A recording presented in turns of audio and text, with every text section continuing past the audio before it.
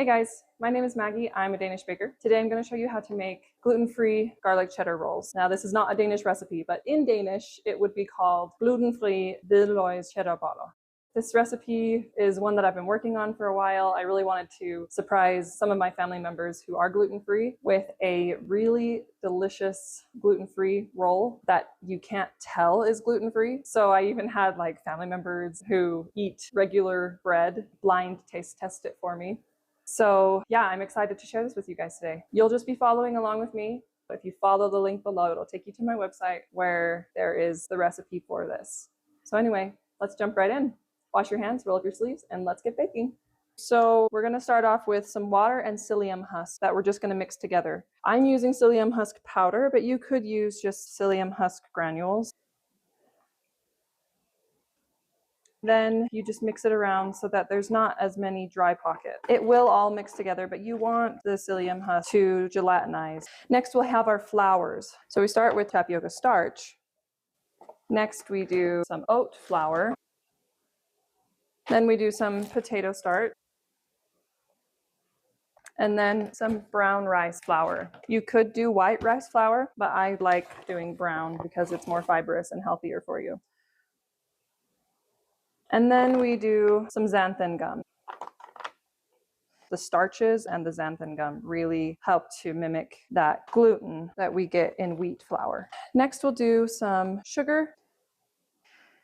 And then we'll do some yeast. And you'll notice that I didn't add the yeast to the liquid. That's because if you add the psyllium and the yeast together, it will solidify around the yeast. So it's okay to add it into the powder. As long as you mix the dough well enough, the yeast will absorb the water that it needs to.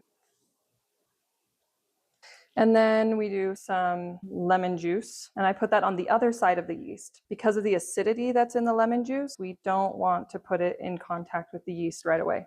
And then we do some spices. So here we have our salt, and that also does not come in contact with the yeast. Especially if you have fresh yeast, keep the salt away from your yeast because that can inhibit the yeast. And then we do some garlic powder. And onion powder. This is actually minced onion that's been dried that I'm using right now, but onion powder works just fine. So we'll take this and we will mix this on slow for about 5 minutes, and then we'll increase the speed to medium and we'll mix that for another about 5 minutes. And then we'll check the temperature before we add the cheddar. And while that's mixing, we can weigh the cheddar in a little bowl so we can just add it while it's mixing.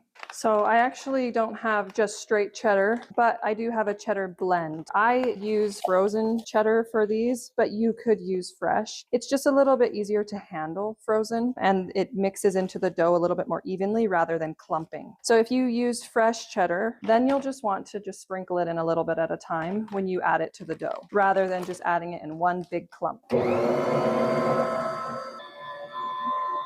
So before we add the cheddar, we want our thermometer to read at least 24 degrees Celsius, which is about 75 degrees Fahrenheit. I actually want it to be past 24, which is why it's at almost 26 degrees Celsius. And that's because I'm using frozen cheddar, so it's going to cool the dough down. In order for our yeast to stay active, we need our dough to be at least 24 degrees Celsius when it is finished mixing. And it's really important to check the temperature in this dough because it's gluten-free. So we cannot do our gluten window test like we do with normal glutinous bread. So this is ready. And then we're going to add our cheddar. And because it's frozen, I can just add it all in at once. If it's not frozen, you'll do it a little bit at a time. Okay, so our cheddar has been mixed in. It mixed for about 5 more minutes.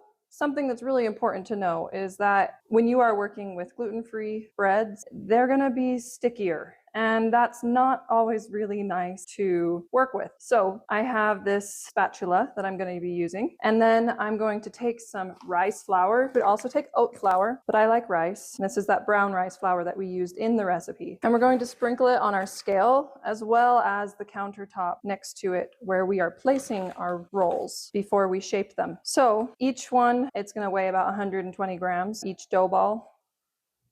I put that on the scale and I portion this out. If you don't have a scale, just do the best you can. The recipe will say how many rolls this will make. So then you can just kind of eyeball it and go off a feel. So I'll just do this with the rest of the dough and then I'll show you how to shape them. All of our dough is portioned out. We can set our scale aside. Now we need to get into shaping it. This is not super different from shaping regular rolls. You just need to be a little bit more gentle. So on one side, you're going to have your rice flour, and on the other side, it's going to be sticky. So you'll want to just put the other side in a little bit of rice flour, and then you're going to shape it into a ball. I'm going to use my left hand for this so I can show you with a dough scraper. You can also use a knife or anything that has a flat edge. It's sticky on the edges. You can roll it in some more rice flour, but you can also shape it like this. So you do the top by rolling it, kind of like if you have like a computer mouse and you put your hand over it and then you just roll it around. And then wherever it sticks, you'll be using your scraper or your knife or something to just collect all of the dough back under it. Because if you just pull it off, see all that residue? But if you're able to scrape it under, then you won't get this spikiness and you'll get a really nice uniform ball.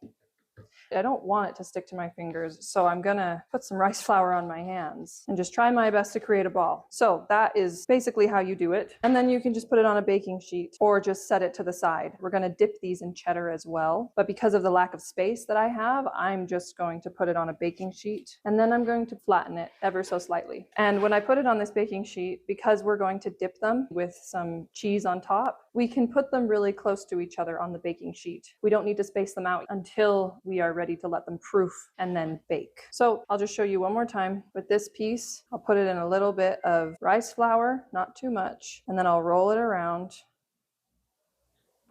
and then tuck it under itself with the scraper and pick it up, put it on my baking sheet or put it to the side and then push it down. It's that simple. We do that with the rest of the rolls and then we'll go from there. Okay, so the next thing we're going to do is we're going to just take a brush, any brush works, and some water. If you don't have a brush, another trick is to just take a washcloth or a tea towel and get that quite wet. And then you can dip the tops of these in the water. So that's just a quick tip if you don't have a brush. Just brush these with water so that it makes the surface sticky, because right now they have rice flour all over them. And if we try to dip it in our cheddar, it's not going to stick very well. So once you've put water on all of them, then you will take your dough ball and you'll just dip it in your cheddar and it will coat the top nice and evenly. And then we want to put it on a baking sheet spaced out. They will proof and expand. They won't get gigantic, but they will get pretty big. So on a standard baking sheet, I find I can fit about 12. You want about an inch in between each. And then we do that with the rest of them. So now that all of them are dipped in cheddar, we can now let them proof. And you might be wondering, how long will that take? That just depends on how warm of a place you put them. You don't want to put them in a place that's really much over 100 degrees Fahrenheit, which is, I believe, 38 degrees Celsius. So cover them with a tea towel or two and put them in a warm place, maybe just on the counter in the sun, and let them proof until they become pillowy. That might take 20 minutes. Other times it might take an hour. So just keep an eye on them. And while they are proofing, we are going to preheat our oven to about 375 degrees Fahrenheit or 180 degrees Celsius. And I will come right back once these are finished proofing. Okay, so our gluten-free cheddar buns, they have raised. I don't know if you can see how poofed up they are. They're a little bit jiggly. They're nice and soft, really pillowy. There's been some bubbling. This is what we want. So we will stick these in the oven and we'll come back when they're all done. So our cheddar garlic rolls are out of the oven. They baked for about 25 minutes. They've also had time to cool down. So let me just angle the camera down so that I can show you what they look like. So here they are. You can see I can squish them and they pop back. They have been cooling in the air, so the outside is a little bit dry, but you just put them in plastic bags and they will moisten right up. So let me cut into one of these. I'm going to cut into the side and then I'll cut the other way as well. So this is what it looks like inside. And then in this direction, and you know, I can squish it down and it pops back. And then when I open them this way, this is what they look like. So it does resemble a gluten-free bun inside. Gluten-free buns, the pores in them are a little bit closer. They have a little bit more of a cakey texture, but honestly, I think this has a really nice bread texture more than it has a cake texture. So there you go. That's all for this video today. Feel free to send me an email or comment below If you follow the link, you can have access to my email on my website, and you can ask me questions, you can send me pictures, you can do whatever you feel like. I hope you guys enjoyed this video, and I'll see you guys in the next one. Happy baking!